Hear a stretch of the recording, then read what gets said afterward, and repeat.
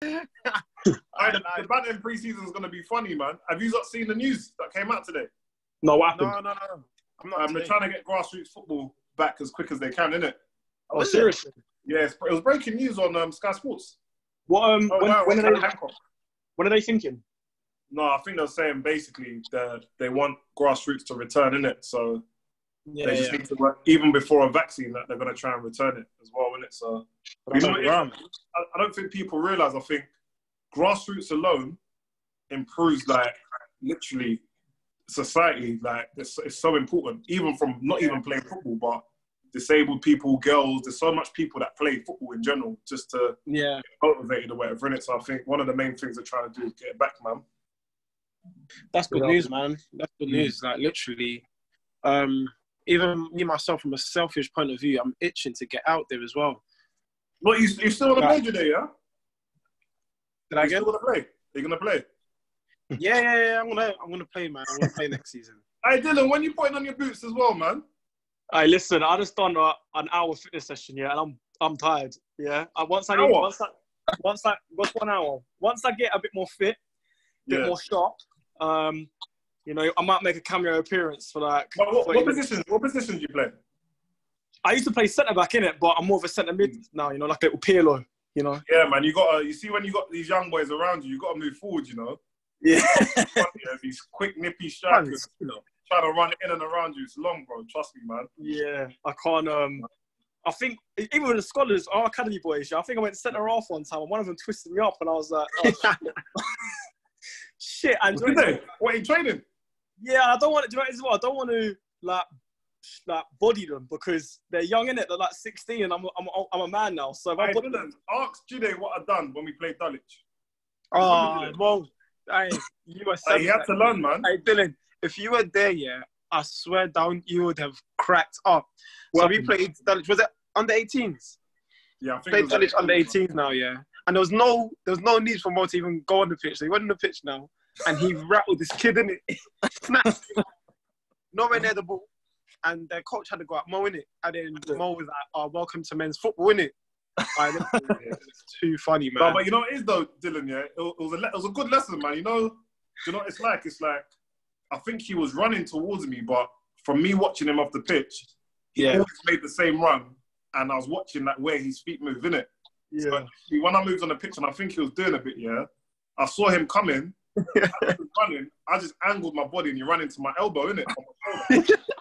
And after that, he was out of the game, man. Oh, that's what people don't realise, man. Sometimes you may not be technically good or even fit or sharp, but if you can get in and around, they're problem makers or whatever. It could be something like off the ball. I'm not saying I didn't want to hurt him, but I just wanted him to know that, all right, cool, like, fucking hell, man, these are the levels, man. You know what I mean? It's good, man, because even after the game, I was like, listen, obviously it hurt, and I think his dad was there. And man, he's like, fuck it, Gavin, innit? It's like, man, what you doing, man? He's a young boy. I was like, listen, you think I had it easy? No. But you know what, though, man? It's interesting that you said that, because us, Dylan, we've got one of our players, centre midfielder, and when he plays like with players around his age, he can get away with so many things. Like, he takes multiple touches when he doesn't need to.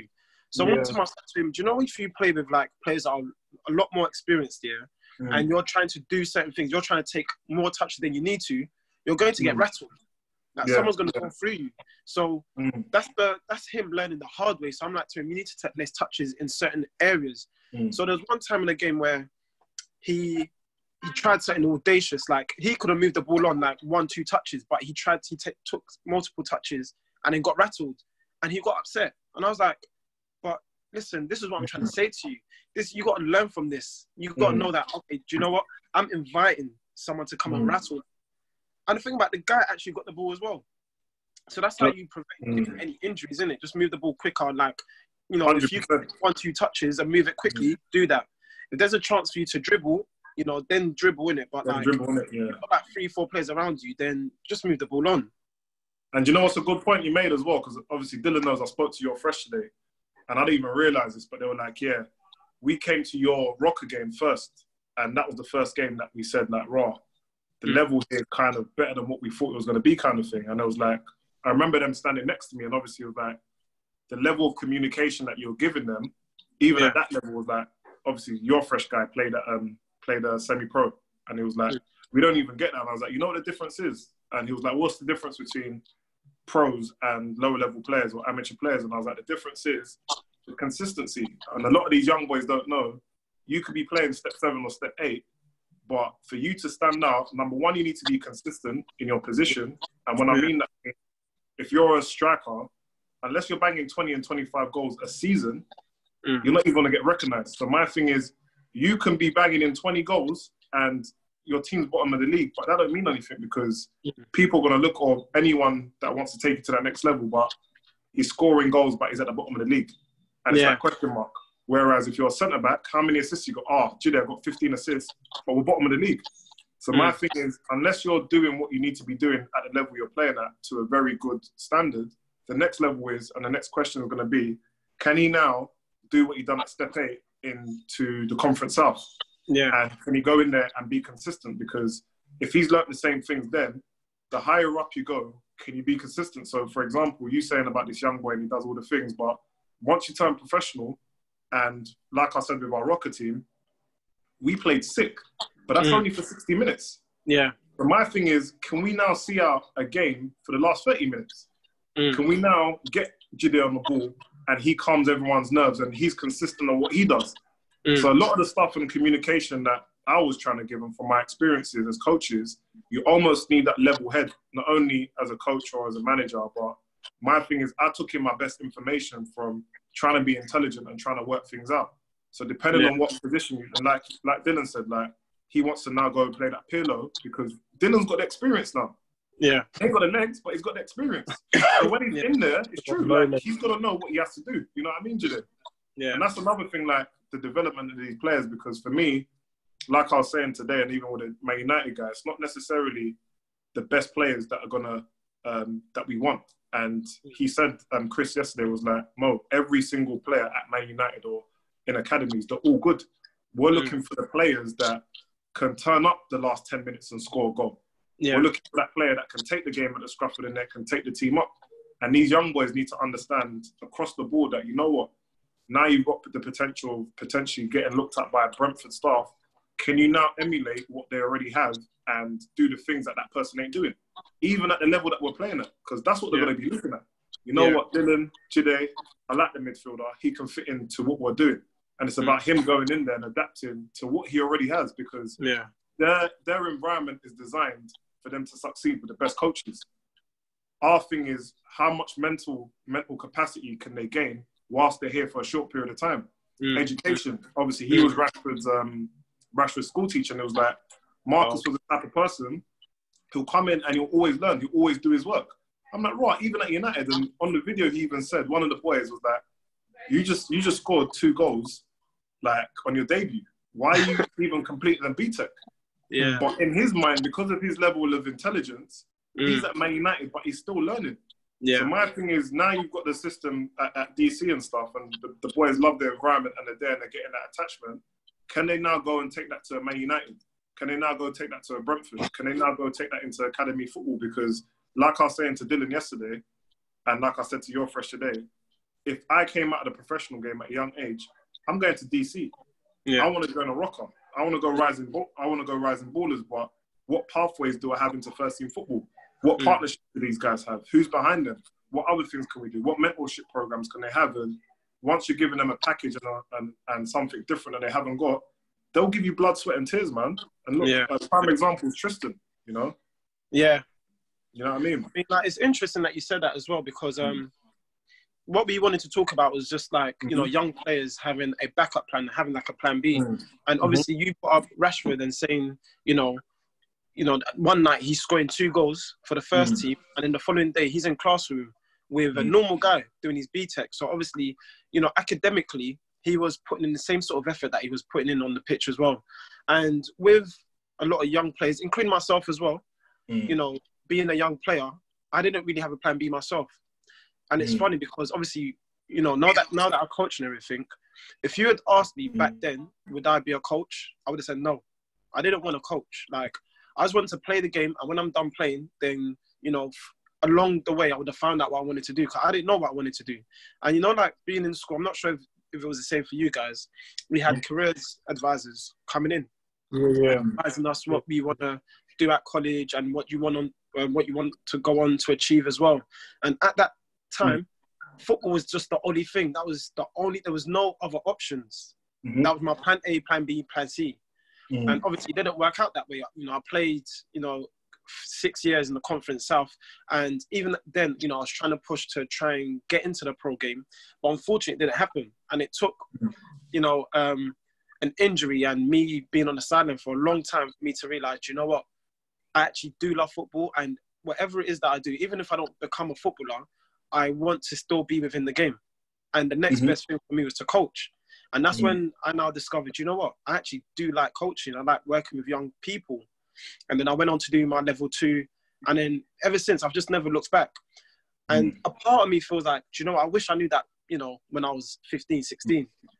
But, unfortunately, I just didn't have someone to kind of advise me, because growing up in the African, household, it was just about, you had to be a doctor, you had to be a lawyer, like education. That was what I had to do. And then, I wasn't interested. And, the thing with what I want to do with like young people now is to make them realize, yes, you can have, being a footballer can be your goal, but you need to have a plan B. What is it that you enjoy? Well, because your whole life can't be, revolved around football. Or even if it is like, you can have something else that you want to do within football. You might want to go into physiotherapy. You might want to be a nutritionist. There's so many things that you can do within football as well. So that's why I do encourage the boys. And to be fair, they are quite good in terms of going into college, getting their work done. So we've been lucky in that aspect. But like, for you, what sort of advice would you give to like a young footballer? Yeah, man, I think, it is, Jide. I think you're so right in everything you've said, yeah, but it's kind of a catch-22, I'll say, because we get to see, obviously with yourself as well, but with the work that I do, I get to see it from the elite level in regards to the Premier League, going into all these academies from under 23s to 18s. But one thing I'll turn around and say, what I've realised is at every single club, there's a different ethos. Not only in the Premier League, but, lower down the leagues as well. So the advice I'll give young players, and it's kind of cutthroat and it's kind of blunt and really honest. And I'll turn around and say, even at these clubs, with the videos and stuff that I've done, I'm like, not everybody here is going to make it, if I'm being honest. And as much as you can, how much are you willing to sacrifice? So, for example, a prime example yesterday when, again, my conversation, going back on it, do you love football or do you like football? Because if you love football, you're going to do everything you can. You're gonna walk into that training ground or that training facility and want to learn every single time. I was like that, you was like that, I'm sure Dylan was like that as well. It's changed now because of social media and different things and stuff as well. But do you want to be a footballer because, you want to earn money and, you want the lifestyle around it? Or do you want to be a footballer and actually change not only your life as well, but everything else around you? So my thing is education is so important because not only is it something you can fall back on, but it's cliche. And I look at it like when I was at Palace, I never had no plan B or plan C. I had a plan A. Yeah. And some people may say, oh yeah, but you always need a plan B. But I'll turn around and say is that at that time when I was young, why would I work on my plan B when in my head, I'm willing to die for football, bro? Like that's how I felt when I played. And you played with me today. So for me to have that mentality, and people say, oh, I hate losing and I hate this. Like everybody hates losing, but how much does it really affect your day or your week? When you've got good people around you as well and rooting for you in regards to your coaches, that's the significant difference from you going from here to you going to there. Because my thing is, I looked at my coaches when I was younger and I was like, you know what? 2 people that always stood out was a guy called Andy from my Sunday League team because of the belief that he instilled in me. And obviously when I turned professional, Palace's academy director. And you'll start to see and you start to ask yourself questions like, right, hold on a minute. Can I actually go on and make it? And one thing I'd say from this generation of footballers all across the board, from grassroots up to the elite, they're becoming more intelligent because they're exposed to a lot more. So in your spare time, rather than potentially playing FIFA and doing other stuff that you're going to do anyway, how much more extra time can you dedicate? You know how anal I am with detail and tactics and the preparation that goes into games. Yeah. So my thing is, from my experience, I wasn't the most technically gifted, but work out what type of player you are before you even think about anything else. Right back, centre back, attacking midfield, goalkeeper, winger, what type of player you are. Then go and study that position in whatever capacity. You've got YouTube, you've got all these things. It's not hard to watch videos and start breaking down how you want to play. And like Dylan, the point that you made was, you playing in centre midfield, the more experienced you become and the more games that DC have and the more opposition they play that are better, you start working out pictures in your head. Yeah. So for me, and like I said, even from when it's coming from United and they're saying, we don't mind mistakes, it's how do you learn from them mistakes? Or for example, these experienced players that will turn around and put their arm around young boys, okay, what can you do better? So my thing is, you have to be able to be open-minded as a young aspiring professional to see things from both sides. And a lot of football it's a very emotional game. You might have players that are biting back and, you know, saying, oh, Jide, Dylan, Mo, man, like, effing this, what you doing or whatever. But my thing, that's the wrong thing to do, because the right thing to do, approach a coach, speak to him. Because what you don't realise, if you do this now at this level, you're going to go into the pro game and do that without even realising that. And then no one ain't going to take you serious in the aspect of, oh, you know what, it's a revolving door. One ear, it goes in one ear and comes out the other. And the reality of football is this, and I say it at Crystal Palace and all these clubs, imagine you ain't at Chelsea, Arsenal, Man United, the top six clubs here. Where do you think you're going to go if you leave Crystal Palace? That's what I want to know. Yeah. So if you leave Crystal Palace as a scholar or as a first-year pro and you ain't really done the grade, go and look at the last 5 years of where players have ended up and what level have they played at. And the fall can be so low, you won't even begin to imagine how low you can go from being in a professional environment. How do you think where do you feel you're going to go if you leave a Millwall or Charlton? There's only one way down, and unless you go there and apply yourself in the right way, you can potentially go and get another club. You can do what I done. I went to Bromley. I was fortunate enough to play games because I deserved it. Yeah, I got my chance. I went to League Two. I played over just under 100 games for Lincoln City in the Football League before I was 22 years old. So these are things that can happen, you know. So my thing is, it doesn't matter how old you are and how young you are. You look at people like Dwight Gale.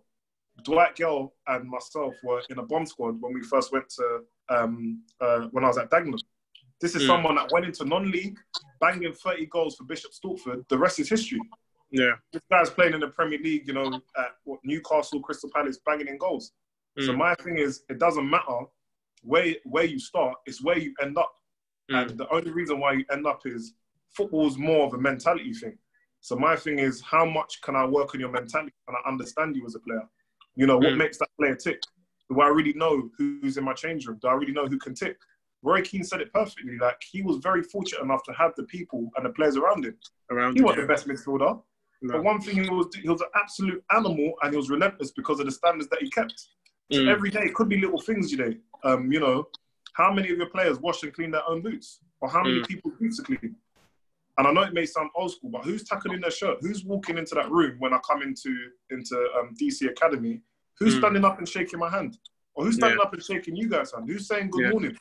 These are the smallest details people won't even realise. And the reason why I say that, I make sure every single club that I go to, I know who the academy director is, who's in charge of education, you know, who's doing what. So the next time I can come there, I can ask questions like, how do you think we done? How's our service? How did the players react? Can we give them questionnaires? You know, can we ask them uncomfortable questions that I know because I sat in the same seats that they're not going to answer? So players appreciate the truth if it's coming from a real place. So my thing is, I don't ever want to sugarcoat what the realities of football are, because my thing is, it's not even what you do on the pitch, because that's your safe haven. You know, you should be able to deal with pressure. You should be able to go on that pitch and express yourself. My thing is, what are you doing when you go home? What are you doing when your friends are saying, come out, let's go drink, let's do X, Y, and Z, you know? So if you don't make them sacrifices without even realising, you begin to go down a downward spiral. And how many of the boys that you guys probably know, they're on their 5th club, they're on their 6th club, and you're 20 or 21 in one season? That doesn't make any sense. So if you guys want to aspire and go higher up into the leagues or become a professional football player, there must be something wrong as to why you're joining 3, 4, 5 teams in one season, you know? And like, it's such a big, it's like a long piece of string, you know? How long's a piece of string? So we can probably go on all day, but I think for me to summarize, it's just giving these the hardcore bona fide truth, man, to be honest. And one thing players will respect, they would respect your experience. Yeah. You know, if you've played at either at some level, you're a coach and you know what you're talking about and you can see the development. So there's a reason why you're showing them, bang, open up. That's how you make the pass, because their coach can do it. Yeah. If you were someone that stood there on the sideline and said, do this and that, and I've never seen you play, how do you expect to have that same reaction with them? It's not going to happen. It happens at this level. It happens in the pro game. You know, you earn respect. You know, that's how you do it, man. Yeah, no, it's true. I mean, like, you know, when you said about, you know, the way they conduct themselves as well, I feel like that goes such a long way, because with that, you can use that in, you know, it's a life skill. Like, you can go away from, let's say, you know, a young player doesn't make the grade and he goes into a different sort of field. Whatever he's learnt from being, you know, being at football and, you know, being taught how to conduct himself and being a better person, he can always go and use that, or she can always go and use that in whatever field that they choose to use and excel, you know, because I just find, like you said, you know, being a coach and having the experience as well does give you the advantage, because you can relate to these players. You know, I'm very disciplined. I'm just fortunate enough. I'm very disciplined. And because I'm disciplined, I feel like I can sort of share that with, you know, the DC players as well. Because being a young footballer, you had to be up at a certain time. You had to, like you said, go the extra mile. Like, what are you doing after training? What are you doing after football? Are you going and playing your game console? Or are you going out to the park and practicing, you know, a little bit more on your touches or your shooting, whatever it is that you feel like, you know, you need to strengthen your tool at. So I feel like with, you know, with the generation that we're in now, it's very different, because they have a lot more distractions than maybe players did 10, 15 years ago. You know, we have social media, you know, we have players, you know, online playing FIFA, this, that, and the other. Not saying it's bad, but like, there's got to be a time and a place for everything, innit? No, 100%, man. Yeah. And do you know another thing as well, Jide? Because the same question you asked myself, I was like, you know what pathways are there for these young aspiring footballers? And you have to realise, for example, in non-league football, and let's just say the Conference South, because we've both played there, you know, I spoke to the Tunbridge manager. He said, look, at the end of the day, I was like, you know, there's a lot of gems. For example, we've had 2 players go and have professional careers playing grassroots football. And he turned around and he was like, look, with all due respect, you know, his 9 to 5 and his bread and butter is being a cab driver. So Tunbridge obviously is his secondary responsibility, but he's got a budget for the season, and that's his budget. You know, at that level, you don't have the luxury of going to watch players and scouting departments, because these things cost money. So he's just all about results. So the advice I'll give these young players, that's already what you're up against. So that's coming from a manager that's been very successful at the level that he's done, and he's won games and everything. That's what you're going into in order to battle against. So my thing is, in regards to your attitude, you know what? Sometimes it's about going into these clubs and not saying anything and making your football do the talking. And once the football does the talking, then you can open your mouth and turn around and, you know, start dictating stuff on the pitch and gain respect from senior people. Whereas being from London, we've already got that stigma when you go into these clubs. You know, the Southerners, the loud X, Y, and Z. And it's like, from my experience again, we had our Lincoln team. Imagine playing in a team with all your brethren or all the man them, and we have no guidance. And we have one job, and our job is to go out on a Saturday and a Tuesday, play FA Cups and League Cup games, and go and do a job. And what players don't realise, even in League Two, you do not get developed. You know, these clubs have not got, or the majority of managers haven't got the luxury of working with you on a personal one-to-one basis and, Moses, this is what you do. Like, I can probably count on both hands the amount of times I've actually sat down with a manager in my time, apart from Iffy and Neuron, and they've actually developed me as a player. All my development was learned at youth team football and reserve football. So me going in and playing all them league games, I'm going in there, reading a sheet. This is what you have to do on corners. That's what you have to do. Go out and play. So what these guys don't realize, and sometimes players take advantage, when you're getting coached and you're having that level of engagement and quality, you're going to remember that the minute you go into any club, whether it's professional, whether it's non-league, and you're like, "Raw, hold on, what are we working on today?" Yeah, boys, you're playing Bromley on the weekend. That's who's picking up whoever. Go out there and play. They don't teach you how to come short and go long, and midfielders make third man runs and fullbacks overlap, and after 60 minutes don't press and all these things. You don't really learn that. And I'm not saying that's every club, but the majority of lower level clubs with lower level budgets, that's what happens. So you can only imagine going into a non-league system and your back's up already against it, because these managers and some of these coaches haven't got the time. And obviously, like you said, Judith, as much as they're exposed to social media and all these things, football now is in a place it's never been before. Football now is in a place where it's never been before. How many players are making it from grassroots football? We've got platforms like Rising Ballers and all these things, and DC Academy that are offering, scholarships to come in and learn, and they're giving you a platform to actually turn around and say, hold on a minute, through this accreditation, you can now learn a BTEC, or you can now go and do X, Y, and Z. Because one thing I've learned, again, from my experiences, a lot of the older pros, they're already doing their knowledge and becoming cab drivers. And I said, like, why are you doing that? I was like, why are you doing that? Or why are you making another source of income? You're getting £500, £600, £700 a week, innit? And they're like, hold on a minute, Mo, this don't last forever. And remember, that was me even having a pro career going into Bromley, and I didn't get it because I've never been exposed, or no one sat me down and said, by the way, when you get older, start thinking about the next 30 years and the rest of your life, because your career is so short, man.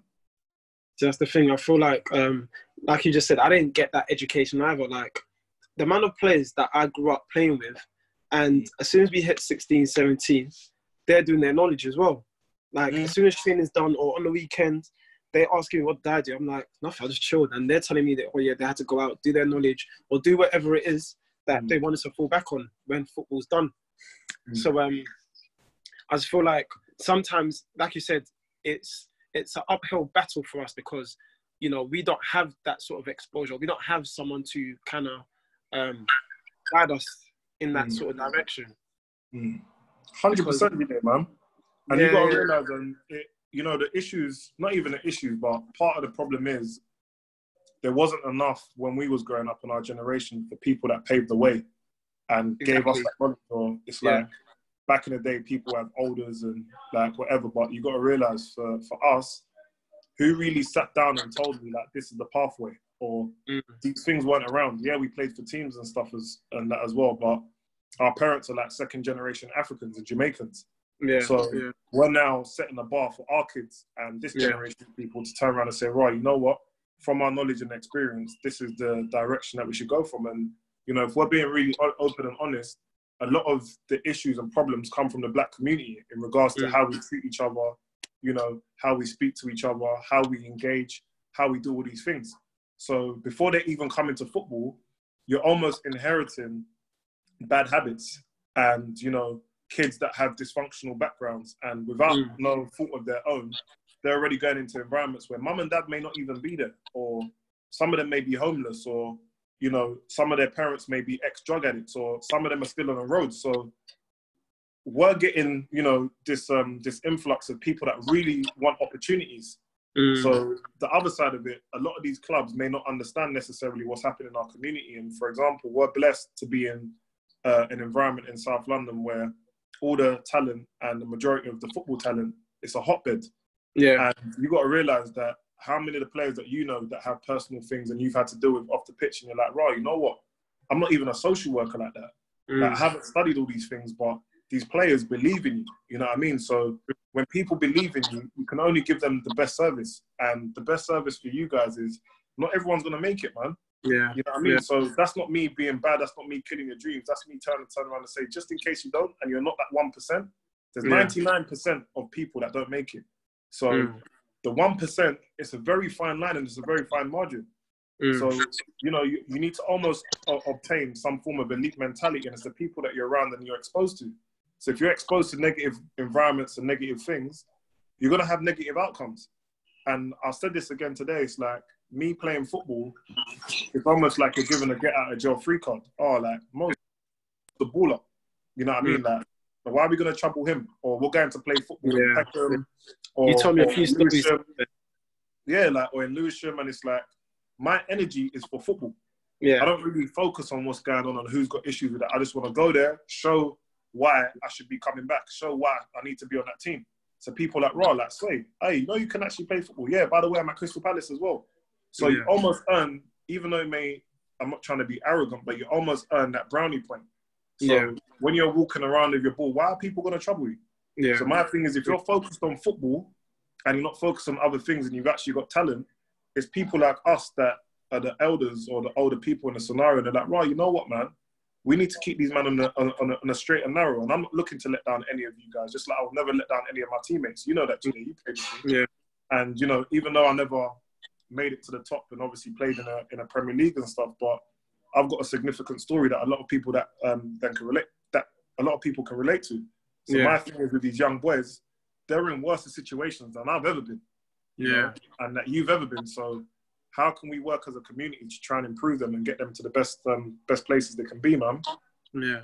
But, you know, at what point did you start to think of a plan B? To be fair, Jide, I said this today, man. I think, if I'm being really anal and honest, my reset was in jail, you know?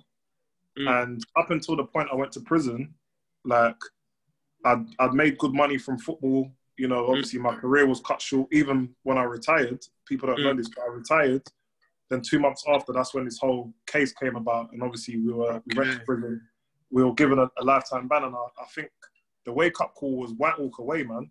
And I remember that was the last game I ever played. And I was like, you know what? Me and football, it's game over, man. It's done. Man. Yeah, so we were drawing 0-0 at half-time. And I think the gaffer was like, yeah, Moses, you're coming off. And I was like, gaffer, I don't understand that decision. And obviously, you know, like I keep saying, you played in the same team as me. And I was like, to be fair, this ain't for me anymore. Football was over. And I knew that was my point. I was like, I need to start thinking of the next 5-10 years and start planning ahead. And unfortunately, I went to prison after going back and forward in court twice. And I was like, you know what, sitting in jail, I was like, chilling, man. How am I even here, bro? Like, this doesn't make no sense. In Birmingham, with grown men that are here for the rest of their lives or they're doing mad things. And I was like, bro, like, this is mad. And I started writing, reading, just really trying to plan things out. And I was like, you know what? I can only imagine other people or other players will be in my position again and make the wrong decision. So how can I even affect that? How can I come out and try and be a better person? And how can I humble myself? Because if I'd been humble and I'd been grounded and I wasn't greedy and I didn't get caught up in what I got caught up in, who knows? I'd have probably been still playing football. But at the end of the day, that happened. I came out, and it wasn't until the PFA actually reached out to me, Gordon Taylor, the CEO, and my old agent, who's now kind of like the chief executive and like under Gordon. And they were like, "Bro, we're here to help, man. Like, what is it you want?" I was like, what do you mean? What is it I want? I don't need anything. And they were like, "Look, can we sit down with you at length and discuss what happened? And, you know, we know players are going to go through the same thing." Then the turning point for me was going into Man United the first time. And that's when I met their head of development, Chris McGreedy. And he was like, he pulled me aside and was like, "Raw, Moses, like, your story is inspirational." I was thinking, Raw, like, I don't really know youth players like that. But I remember the guy, Chong was there, Angel Gomez. Oh, wow. The centre-back, I can't remember his name, but the one from London, he moved there. The left-back, the full-back that's playing now, they all sat in my session. And they were like, Raw, like, they put their hands up and they were doing a Q&A. And because I was so open and honest, and this is the first time I've ever said it, but the FA were like, "Wow, hold on. We weren't expecting that."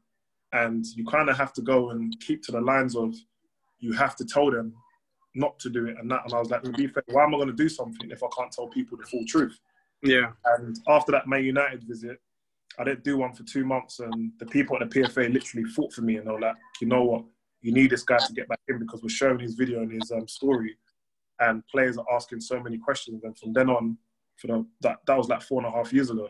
I can't tell you the amount of clubs I've been in and out over the years as well. So now we're going into our 5th season, and I've kind of become an integral person in regards to the position that I have. From that, I've set up my own company that specifically deal with, you know, that whole integrity thing and different things, and outsourcing associations and working with the FA and the Premier League and the PFA and that as well. And obviously now we're about to go international with the stuff that we're doing. And obviously it's a benchmark because I can turn around and say, you know what, guys, even though I played at League Two and I can't play football and I've been banned for it, but everyone's got a story here. You know, you can go and become a coach. You can go and get your UEFA B. You can go and be a manager. You can go and be anything you want to be, man. And whereas me, like, arguably the worst thing happened in football at that time. So how can I come out and end up in the position that I'm in now? And it takes extreme mental strength and all these things.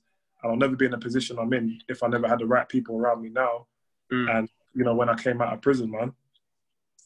I mean, like, yeah, you're just fortunate that, you know, you turn a negative situation and you turn it around and, you know, turn it into a positive, because I'm sure what you're doing now, like, you know, you love what you're doing and you're working with young people and you can share your story and encourage, you know, others to not make the same mistakes that you've made. Yeah, man, 100%. And you know what the real joy for me is, Jide, yeah?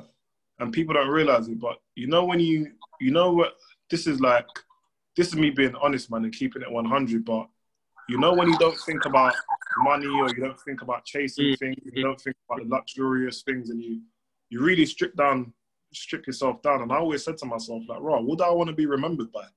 Do I want to be remembered by going to prison for conspiracy to commit bribery that relates to fixing football matches and people don't even know the facts of what happened? And that's the thing that's obviously going to be on my name. And I have nephews that are coming into football and I'm like, Raw, what do I want to be remembered by? And I was like, to be fair, I love what I do from the time I came out of prison. And without no prejudice or no incentives, I turned around to the FA and the PFA and I was like, you know what, let me go out and do it. Like, let me do it for free. And for 1 whole year, I did not get paid. Wow. Didn't get paid £1 going into these clubs. I put my own money in my own pocket, traveled to Newcastle, traveled to, you know, Everton, traveled there on my own. And I said, you know what, let me show you guys what I can deliver. Then you set a price. Then that was the first year. Then the second year. Then the third and fourth year, that's when it turned around into a real business plan with a business structure. So my thing is, I didn't take an L, or I didn't take any negatives from me turning around and saying, don't pay me. I was so dedicated and I was so passionate about what I knew and what I could provide that it was a service that's needed, man. And it's compulsory across the Premier League that they have to do it. Yeah. No, that's good. It's good to hear, you know, you just didn't do it. You weren't money driven as to why you're doing what you're doing. Like, you just did it because you're passionate and, you know, like you said, you're the love that you have for what you do as well. And obviously you're getting, you know, you're in a position where you can almost dictate, you know, like you're not being told what to do or anything. So, you know, it's very inspiring to hear. But yeah, man. In terms of coaching though, is that something that you're gonna look into? You know what? I've got to be honest though, Mo. Yeah, like obviously being in the same team as you, and obviously you like being even as a player, like you without even knowing, because I'm sure you were captain as well at Bromley, weren't you? If I remember correctly. Yeah, I was captain. You was almost like a captain / coach. I've got to say this, you know, man. I got to give myself brownie points. Captain at Palace, captain at Lincoln, captain at Bromley. Yeah, man. Everywhere I've played, I've been captain. Captain, fantastic. I've won awards, man. So yeah. So like, you've always been the one to like kind of coach and help your centre back partner, you know, your teammates and everything. And even like now with Rocker and you being on the sideline and watching us, you know, you're as a coach, I feel like you've got all the qualities to, you know, to try and pursue that. You're more, you know, you are quite demanding. I've got to be honest, quite demanding. You know, you let your feelings be known. But is that something that you've ever thought about? Maybe going. Do you know what it is today? Yeah, I think it is for me. It's like, even though I can't play football and I've been given a lifetime ban, yeah, but I always think to myself, you know what's crazy? Yeah, I'll be doing myself a misjustice if I can't give 100% to these men.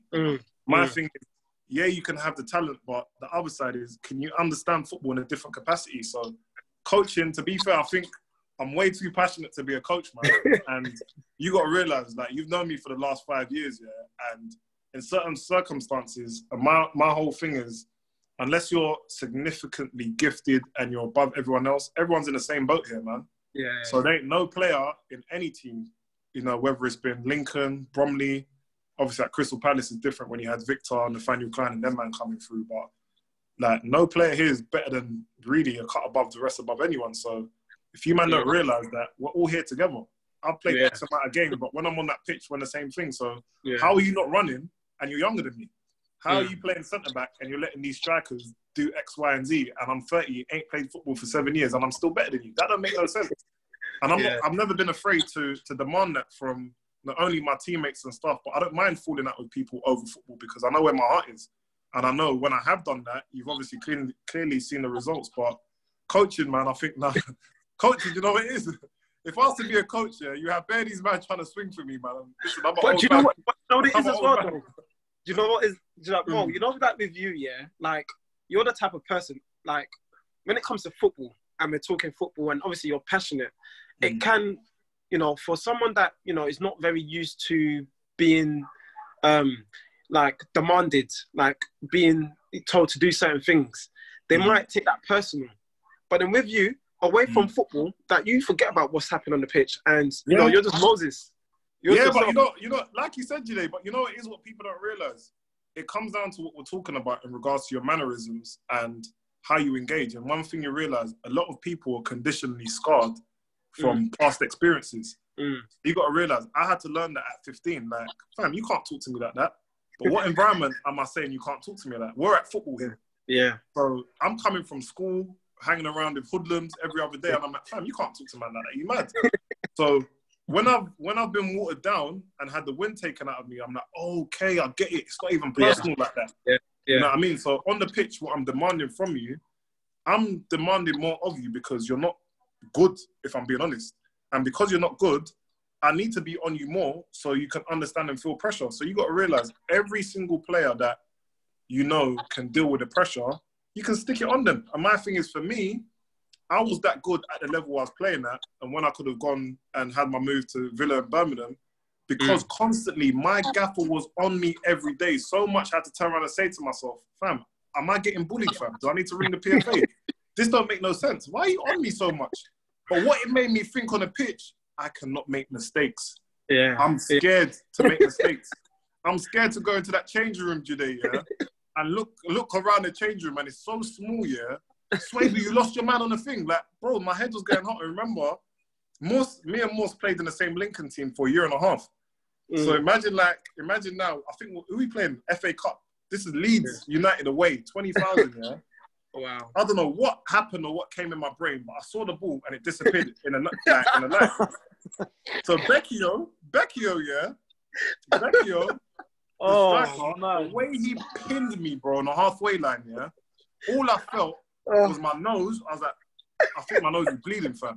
My nose wasn't even bleeding today, Listen to this. My nose wasn't even bleeding, You know when you think it's cold? My nose, I had bogies dripping down my nose, fam. And I was moving so mad. And the maddest thing is, because Moss is my brethren, the look he gave you on the pitch was like, Mo, he just done this. One moving, mad. But no one in the crowd could hear that. And I looked at Moss, and I said, flipping hell, like, bro, Moss is going to be on me. And obviously, at that game after, it kind of made me realise that, fam, like, this is enough. I'm out my comfort zone here. When we got into the change room, and he just went like that on my head, I knew I had to fix up. And I put my head down, listened to what Chris Sutton had to say, and I was like, fam, this 45 minutes feels like 2 hours. When's this game over, fam? You know what I mean? But people don't realise that type of pressure. So if I've dealt with that position, how are we now going into games with 50 people and people are doing stepovers and our centre-backs are going one way, losing the ball at the edge of the box and they're scoring? You mad? No, there's too many stories, man. Trust me, man. And you know what people don't realise, We had a player called Pat Kanuka. Google this. When I left Lincoln, we lost 5-0. Pat got sent off. He gave away 3 goals and he scored an own goal. One of the worst ever centre-back performances you can ever think of. This is all online. The way he drank for 2 days straight at our house that we all lived in, I said, fam, football's mad. Football's mad, bro. But do you know what's crazy as well, though? Imagine that happening today, especially like social media and everything, and the sort of banter and abuse that he's gonna get on Twitter, on Instagram. Listen, people don't even know this. Remember, they said I stole chicken and a newspaper, bro. That's what you don't realize, Dylan. They said I stole a newspaper and a chicken month to month, back to back. So imagine How can I steal a newspaper and a chicken that's like £3? Oh, the fans, if you heard the banter I used to get at Senselbank, I'm having 13 and 14-year-old kids coming up and saying, Swaibu, yeah, number 5, why'd you do that? Why'd you steal the chicken, mate? And I'm like, fam, I'm looking at little kids here and I'm like, you know what? This is long. This is long. I'm playing in front of like 5,000, which was a lot at that time, yeah? Behind the goal, the Lincoln fans, who's that creeping out of Tesco? In my head, I'm thinking, bro, like, are you all right or something? I'm like, so you know what it is? It comes back to this, Mo, why are you not a coach? Fam, listen, Jide, you see my scars, yeah? I'm ready to put these men in the hot water, fam, and I don't think, the ones that come out of it, look at the Mola. Bro, Dylan, we had this player, the Mola, he probably had his best season last season, simply because I was on him all the time, bro.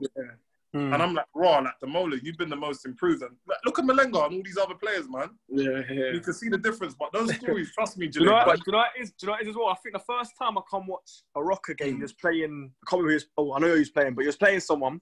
And I just remember Moses barking out orders, but he was on the pitch. Like, he's on the pitch with, like, as a 12th man. And I'm thinking, raw, he really is passionate about this. Like, he's on the pitch and I'm thinking, man, like, some of the stuff he was getting on to people as well, like proper barking orders and just shouting at them. Do you know what it is, Dylan? Yeah, you see today when I speak to your fresh, they don't even realize how angry I was. And Jide knows me. I'm not an angry person, or like I show my emotion. But bro, when I start seeing double and like I'm looking at my team, I'm thinking, are you man silly or something? Like, how can we come back? And I was like, you know what? Let me just leave and walk off. Yeah, they came up to me and they was like, oh, can we have an interview? I was thinking, what do you mean interview? We're in Daddy's Park. You asked me interviews, like, in my head. And I walked off. That's why I was like, no, you know what? That ain't even me, man. But if you realise what we said after the game and the team talk and the dressing down that the boys needed to hear, then you'll understand it, man. You know what I mean?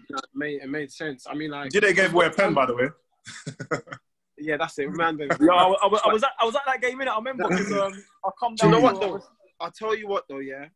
When was that? That was in September, wasn't it? Yeah, that September. was the best game that I've played in easily 5-6 years. Like, since it felt like a Conference South game. The quality, the tempo, man. And because that was the first game I played in since our cup final. Do you remember after the game I called you? I said, you know what, like that quality of football I just seen there was like sick, and like I did say as well, like that Rocker team, like is definitely probably the best like Sunday League team I've seen. Like in terms of the quality and everything. I mean, I think obviously there's a few things that game that shouldn't have happened, but like in terms of the quality that you guys have and stuff, I feel like that game was just proper sick. Like everything was down to the T. I mean, definitely. Because I was thinking, do you know what? I've never played in a Sunday League game that's been played at that sort of tempo. Mo, after 30 minutes, I was done. You know, my legs were gone. Man. That's when reality kicked in. It's like, wow, I'm actually getting older. Like I can't be playing with these guys. Like these players are a lot younger. They're fitter, sharper. And that was my first game in months as well. I was like, nah. That was a reality. Do you know what the brilliance of it is, Jide, yeah? Imagine now with DC, these players are going to come up against great opposition. They're going to come up against different strikers. They're going to come up against different defenders and midfielders. And they'll be in the same positions, but at a younger age. Yeah. And when they start working stuff out in their own heads and they go and now start winning games and doing these things, people don't realise it, but that's what team spirit's built on. Yeah. Team spirit's built on going playing at home at SE Dons, and yeah, we may have lost, but that's the biggest lesson we could have had. Yeah. Team spirit can be you lot having a fantastic pre-season, and it's that core group of nobody wants to let each other down. So if you install that belief and ethos in the team, man, it doesn't matter whether it's at a Rocker, it's the same thing everywhere else you go, man. And every professional, every person that's played lower level football, they've had experience, really, man. Yeah, no, definitely. There's nothing better than playing with, with players that you know they're going to give you 150% and they've got your back. Nothing better. 100%. That's something that was very unique with Rock, and hence why I joined like 5 years ago, because the brotherhood was like, it was too good to want to miss out on. And at that point, I was done with football. Obviously, I had stopped playing football, like semi-pro. I think I played, funny enough, I played for Lambeth All-Stars, Did you? Yeah, years ago. Because like, some of them boys are... Oh, you ain't told me this today. But this was before we started our Sunday team, innit? Yeah. I spent one season with them, but I was very inconsistent. Because waking up on a Sunday to play football, I just couldn't do it. I just thought it was long. But then the moment we formed our team and the unity and things that we were doing away from football as well, like we would meet up and it was just more than football. It was like we were family. And so, do you know why that's good, Jide? And I had the privilege of playing with you at that time. You got to realize that I knew you inside out. I knew when you was tired, Jide, you sit in a hole. Let me do your running for you. I knew the last 5 minutes when you got your energy back, that's the run I'm going to make and you're going to find me. And it was vice versa. Like me, you, Zach, and everybody else. Everyone knew what they had to do. My thing was, Dylan, I didn't even have to look at where the ball was coming from. I just needed to work on the runs and the ball's there. So my thing was, with Jide playing in that team, imagine him now being at the level he is and developing that as a coach, especially for midfielders and attacking players. It's something you won't even learn at professional clubs, man. And for all the boys that already know it, like, even when I spoke to Tristan, it was like, Mo, man, like, thank you, man. I'm like, no, don't thank me. Like, bro, you got yourself there. Remember, you're in safe hands where these people are going to look after you and develop you as a person and as a player, man. And the rest is history, man. He's loving his football. He's looking forward to... He's a good kid, man. I like Christian, you know, he's dedicated. He's dedicated himself, you know, to his craft. You know, the boy works. And, you know, even till now, like, we've been in lockdown for, 8-9 weeks. He messages me all the time, like, "Oh, when's training? When are we back training? Or what can you send me something to do?" Like, he does that. So, you know, true, man. It's the environment you set though, Jide, man. Both you and Dylan, bro. Trust me, man. To be fair as well, with him as well, like, he'll even put in our group chat, like, he'll make like a fitness workout and he'll send it to the boys, like, this is like a strength and conditioning workout I've done. You guys try this at home as well. And the boys, they do. You know, they follow it as well. It's good that he's doing that sort of thing. He's just he's always just trying to better himself, you know, and just trying to, you know, find things that he can do to make himself better as a person. No, that's proper sick, man. But yeah, man. Well, you need to get a trim soon, though, man. Fam, listen, Dylan's got his hair on, you know. Do you know? Dylan's not his hair. Dylan's got his hat on, man. Fam, Dylan, what's underneath that hat? Huh? Dylan, what's underneath that hat? Oh, it's frozen. It's frozen. Yeah, he's frozen at the right time, boy. But yeah, man. Mo, appreciate you taking a little bit of time out to talk to us, bro. Fam, Jide, my phone's free, man. Don't appreciate anything, man. Speak to you all the time, bro. Yeah, man. But look after yourself, though. Yeah, out there, man, Jide. Alright, then we'll speak soon. Yeah. Alright, listen, you're gonna start saying now, you know. Everyone's gonna start calling me that. Please. Alright, then, man. Yeah, man. Thanks, Jide. I appreciate it, bro. Nice one, bro. Take care. Alright, cool. Bye-bye.